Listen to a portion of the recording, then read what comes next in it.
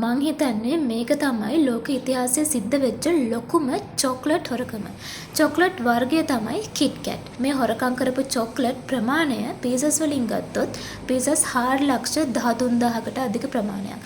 බරින් ගත්තොත් kilogram 12,000ක් ton 12කට අධික බරක්. චොක්ලට් ලක්ෂ 4කට වඩා ප්‍රමාණයක් ප්‍රවාහනය කරමින් තිබූ අතරතුර ට්‍රක් රථය පිටින්මයි මේ හොරකම සිද්ධ වෙලා තියෙන්නේ.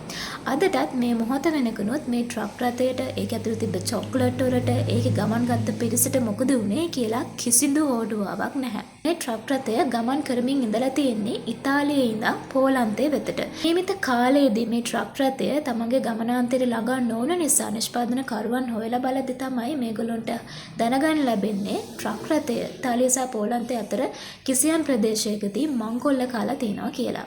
විශේෂම දේ තමයි මේ ට්‍රක් රථය ගැන හෝඩුවාවක් නොමැති වීම.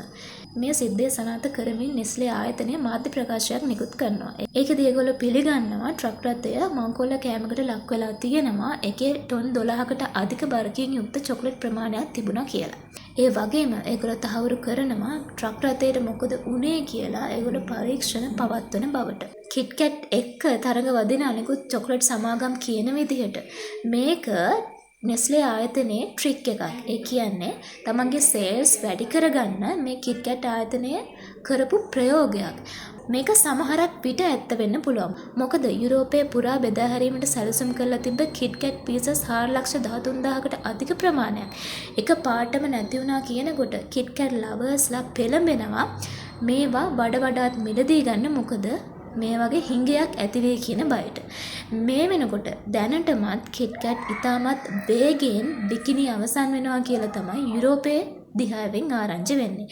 අන්න ඒ හේතුව හින්දා ඒගොල්ලෝ කියන කතාවෙත් ඇත්තක් තියෙනවා කියලා හිතන්න පුළුවන්.